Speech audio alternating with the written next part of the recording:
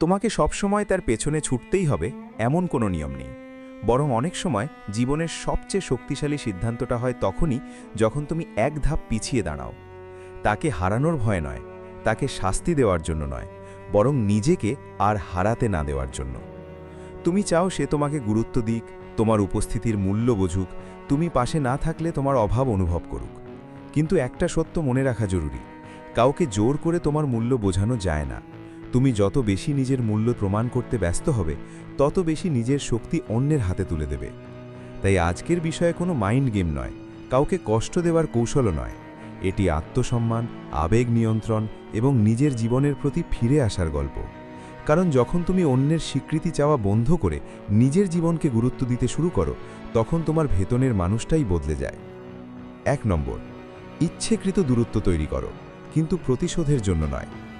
কাউকে উপেক্ষা করা মানে তাকে শাস্তি দেওয়া নয়, তার মেসেজ দেখেও ইচ্ছে করে উত্তর না দিয়ে তাকে কষ্ট দেওয়াও নয়। আসল দূরত্ব তখনই অর্থপূর্ণ হয় যখন তুমি বুঝতে পারো এই সম্পর্কের ভারসাম্য নষ্ট হচ্ছে এবং তুমি নিজের শান্তি হারিয়ে ফেলছো। ধরো তুমি প্রতিদিন মেসেজ করছো, কথোপকথন শুরু করছো, তার খবর নিচ্ছ, কিন্তু ধীরে ধীরে তার উত্তর ছোট হয়ে যাচ্ছে, আগ্রহ কমে যাচ্ছে। তখন অধিকাংশ মানুষ কি করে? আরও বেশি চেষ্টা করে, আরও বেশি মেসেজ পাঠায়, আরও বেশি ভালোবাসা দেখায়। কিন্তু কখনো কখনো বেশি চেষ্টা সমস্যার সমাধান করে না, বরং তোমাকে আরও ক্লান্ত করে। সেই মুহূর্তে থামো, একটু পিছিয়ে আসো, নিজের কাজের দিকে তাকাও, শরীর চর্চা করো, নিজের দক্ষতা বাড়াও। যে কাজগুলো এতদিন ফেলে রেখেছিলে সেগুলো শেষ করো। তাকে দেখানোর জন্য নয়, নিজেকে মনে করিয়ে দেওয়ার জন্য যে তোমার জীবন একজন মানুষের মনোযোগের চেয়ে অনেক বড়। মনে রেখো, তোমার নীরবতার উদ্দেশ্য যদি তাকে অস্থির করা হয়, তাহলে তুমি এখনও তার প্রতিক্রিয়ার উপর নির্ভরশীল। কিন্তু তোমার নীরবতার উদ্দেশ্য যদি নিজের শান্তি ফিরে পাওয়া হয়, তখন তুমি সত্যিই স্বাধীন। 2 নম্বর, তার অহংকার নয়, নিজের আত্মসম্মানকে খাওয়াও। প্রতিদিন তার স্ট্যাটাস দেখা, বারবার অনলাইন চেক করা, প্রতিটি পোস্টে প্রতিক্রিয়া দেওয়া, উত্তর না পেয়ে আবার মেসেজ পাঠানো, এসব ছোট ছোট অভ্যাস ধীরে ধীরে তোমার মনকে তার চারপাশে আটকে দেয়। তুমি ভাবছো তুমি তাকে গুরুত্ব দিচ্ছ, কিন্তু কখনো কখনো তুমি নিজের মানসিক শান্তির বিনিময়ে তার কাছ থেকে স্বীকৃতি চাইছো। এখন নিজেকে প্রশ্ন করো, সে উত্তর দিল কি না সেটা কি সত্যিই তোমার মূল্য নির্ধারণ করে? না, তোমার মূল্য নির্ধারণ করে তোমার চরিত্র, তোমার শৃঙ্খলা, তোমার লক্ষ্য। তুমি নিজের সঙ্গে কতটা সৎ সেটাই আসল। তাই অপ্রয়োজনীয় প্রশংসা বন্ধ করো, মরিয়া হয়ে মনোযোগ চাওয়া বন্ধ করো, তার আচরণের প্রতিটি পরিবর্তনে আবেগ দিয়ে প্রতিক্রিয়া দেখানো বন্ধ করো। শান্ত থাকো, কিন্তু নিষ্ঠুর হয়েও না। 3 নম্বর, তোমার অনুপস্থিতিকে কথা বলতে দাও। সব প্রশ্নের উত্তর শব্দ দিয়ে দিতে হয় না। কখনো কখনো একজন মানুষের অনুপস্থিতি সবচেয়ে পরিষ্কার উত্তর হয়ে ওঠে। যে মানুষটি প্রতিদিন কথা বলতো, প্রতিটি বিষয়ে খোঁজ নিত, সবসময় উপস্থিত থাকত, একদিন যখন সে নিজের জীবনে ফিরে যায়, তখন সেই পরিবর্তন চোখে পড়তেই পারে। কিন্তু এখানে একটা গুরুত্বপূর্ণ বিষয় আছে। তুমি তার মনে প্রশ্ন তৈরি করার জন্য দূরে যাবে না।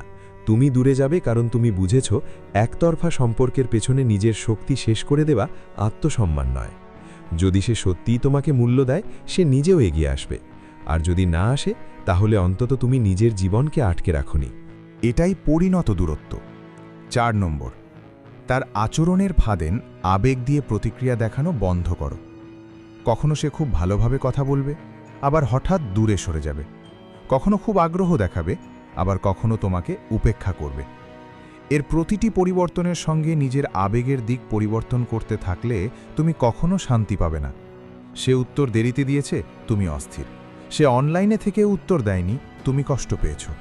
সে অন্য কারো পোস্টে প্রতিক্রিয়া দিয়েছে, তুমি নিজের মূল্য নিয়ে প্রশ্ন তুলেছ।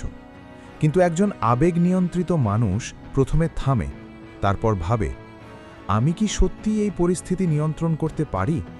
যদি উত্তর হয় না, তাহলে অযথা নিজের মানসিক শক্তি সেখানে নষ্ট করার দরকার কি? স্টোয়িক দর্শনের মূল শিক্ষা এখানেই।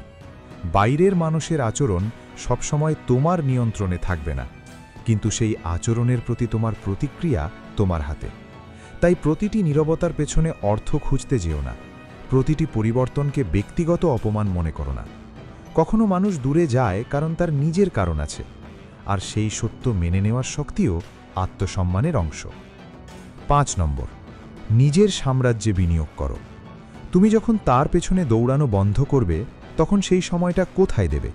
এটাই আসল প্রশ্ন। জিমে যাও, নিজের শরীর তৈরি করো, নিজের কাজের দক্ষতা বাড়াও, নতুন কিছু শেখো, অর্থনৈতিকভাবে শক্ত হও, বই পড়ো, নিজের পরিবার ও বন্ধুদের সময় দাও, নিজের স্বপ্নগুলোকে আবার সামনে নিয়ে এসো।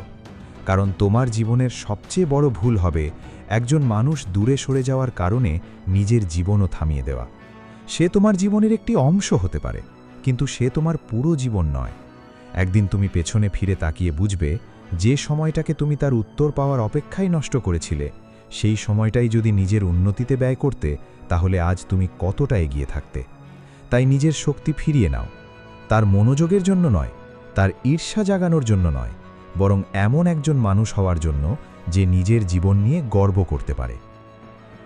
6 নম্বর, ঠান্ডা নয়, ডিট্যাচড হও। সবচেয়ে বড় ভুল হলো ভাবা স্টোইক হতে হলে পাথরের মতো অনুভূতিহীন হতে হবে।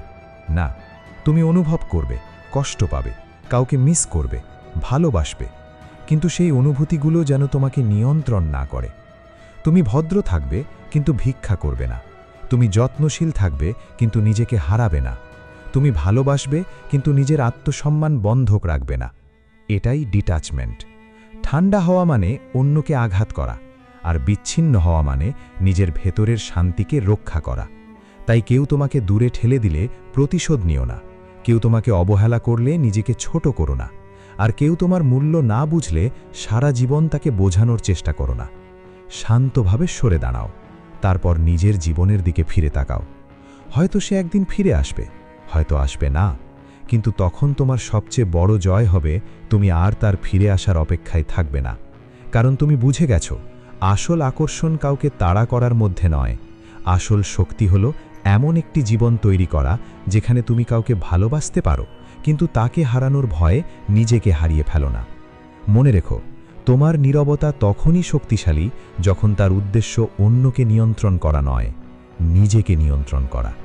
তাই আজ থেকে একটা সিদ্ধান্ত নাও, আমি কারো স্বীকৃতির জন্য নিজেকে বদলাবো না, আমি কাউকে পাওয়ার জন্য নিজের শান্তি বিসর্জন দেব না, আমি অন্যের আচরণ নিয়ন্ত্রণ করার চেষ্টা করব না।